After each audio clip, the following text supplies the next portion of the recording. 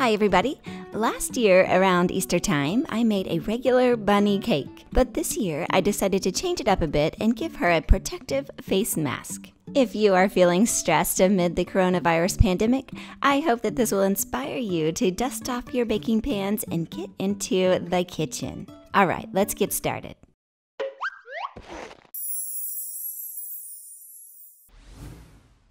I have already baked 3 8-inch round cakes, and I'm cutting them all in half horizontally. Normally, I would level the top too, but I decided to keep it on this time to add some extra height. I'm going to go ahead and begin stacking my cake and frosting. This is my American buttercream frosting. It is super delicious, and I'll put the recipe down in the description box if you would like to try it out. Also, this is an easy extended cake mix recipe, and I have used a yellow cake mix this time, which is still very good, but I don't like it as much as a white cake mix. So my original plan was to stack all the cakes without any supports, but after I got it all stacked, I started to worry that it would fall over, so I took off the 2 top layers, and I added dowels and a cardboard circle. I'm using 4 milkshake straws that I'm cutting flush with the top of the cake, and then I add a 7-inch cardboard cake circle. Alright, there, now I do not have to worry about this cake falling over. And then I move my top cake layers back over onto the cake. Next, I'm filling in those gaps around the edge, and I'm using up my colored buttercream first, and then I'm covering the sides in white buttercream. I don't want too thick of a layer here, just a crumb coat. I'm using my offset spatula to smooth out the buttercream on the sides, and once I have it fully covered, I'm using an extra tall icing smoother to go around the sides. For the top of my cake, I'm using my small icing smoother to scrape the icing on the top edge in towards the center of the cake. And once I have it somewhat smooth, I pop it into the refrigerator to chill. Once it's cold, I bring it back out and add more icing to fill in any holes or air bubbles in the icing, and then I smooth it again with my icing smoothers. I am also going over it with a large offset spatula that I warmed in a glass of hot water. This will make it even more smooth.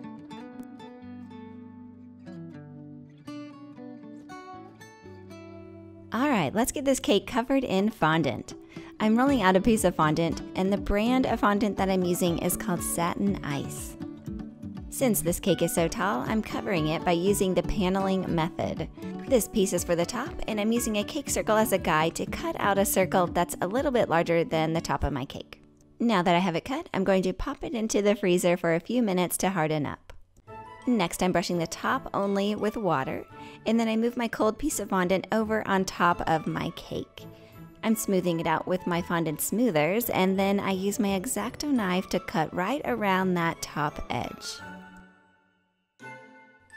And actually, if you have a razor blade that looks like this one, that would be best, but I don't have it, and I'm trying to make do with what I already have.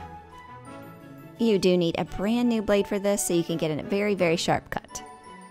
Now that my top is finished, I'm rolling out my fondant for the sides. This time, I'm rolling it into a long strip. I always like to measure it to make sure I've got it big enough. And then I'm cutting the 2 ends, and I'm using a pastry wheel to cut a straight side, which will be my bottom edge. Next, I'm rolling up the strip, and that's when I realized I hadn't brushed the sides with water, so I did that really quick, and I made sure that the board was dry. And then I unrolled my fondant onto the side of the cake. I do wish that I would have kept the strip a little bit longer and taller, but that is okay, it worked out fine. Now that the fondant is in place, I'm lining up my ruler right along the seam, and I cut a straight line in the fondant, and I try to blend those 2 seams together the best that I can.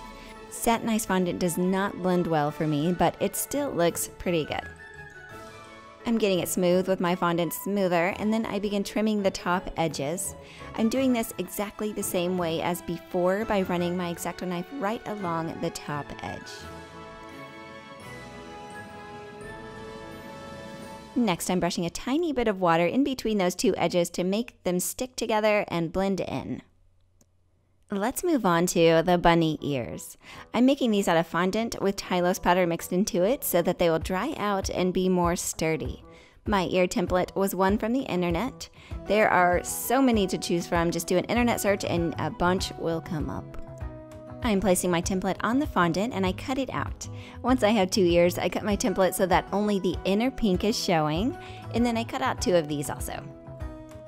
Now that the pieces are all cut out, I'm attaching a flat lollipop stick to the ear with edible glue. I'm pressing the stick firmly into the white fondant in hopes to make it less visible from the front. And then I attach the pink part of the ear to cover the stick. I do the same for both of my bunny ears.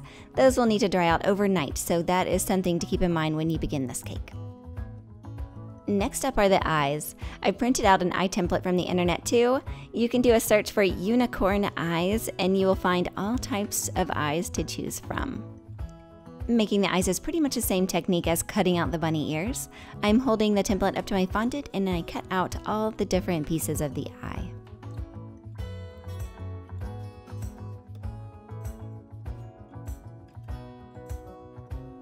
Once my eyes are complete, I'm attaching them to my cake with shortening so that I can move them around later if I need to.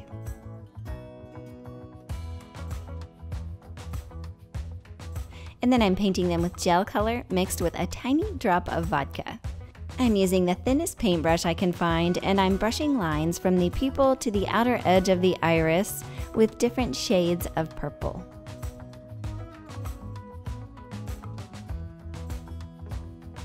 And then I'm outlining the outer edge of the eye with a dark shade of purple. Next, I'm outlining the eyes with a black log of fondant.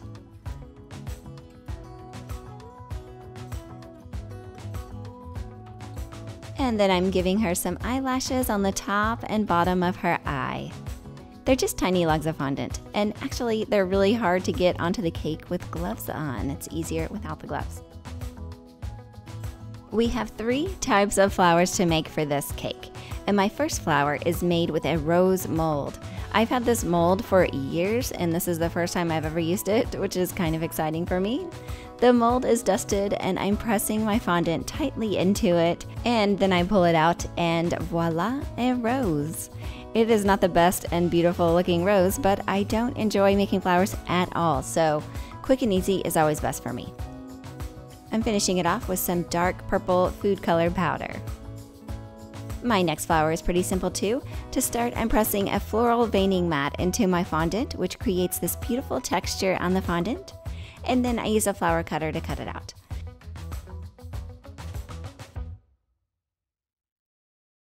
I pick it up and I pinch the top of each petal, which is also hard to do with gloves on.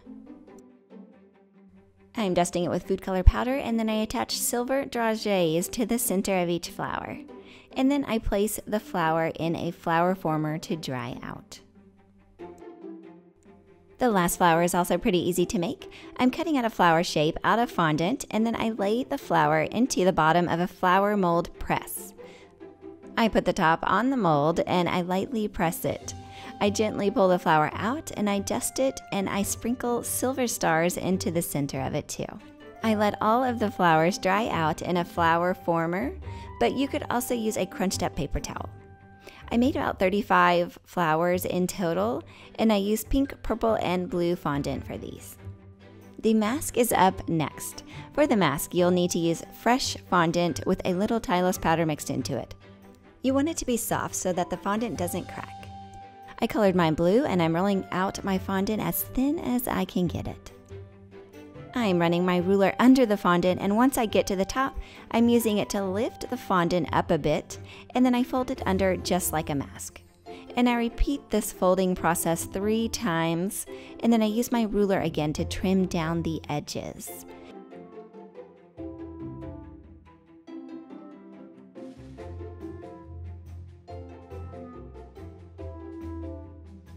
This part is actually easier than I thought it would be.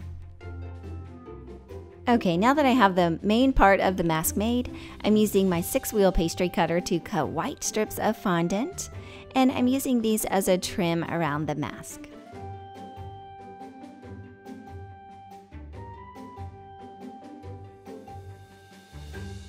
Once it is trimmed, I'm using a stitching wheel to create a stitch pattern on it.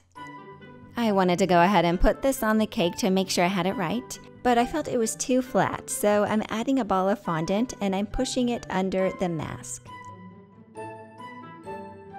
Next, I'm attaching the mask strings. These are fondant strips that I also stitched. I made 4 strings and I still felt like the mask looked too flat. So I decided to give it a nose. So I modeled a pink heart of fondant and I attached it to look like it was sticking out of the top of the mask. And I think that looks a lot cuter. Just a few more details to go. These are the feet, and I'm modeling these out of fondant too.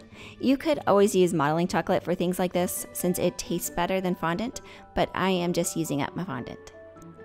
These are modeled into a ball, and then I use a plastic tool to make 3 toes.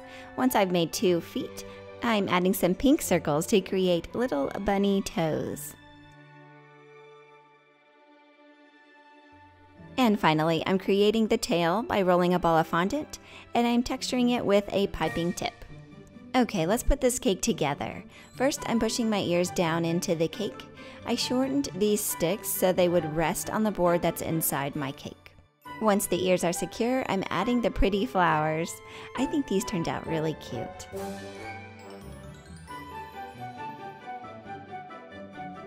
Then finally, the tail and feet get attached. I realized afterwards that I forgot to add whiskers to my bunny, so maybe when you make yours you can remember that part. And here she is, an adorable Easter bunny with a protective face mask. Happy Easter, everyone! And if anyone has any ideas for me, please let me know down in the comments section. Thank you all for watching, and I will see you all next time.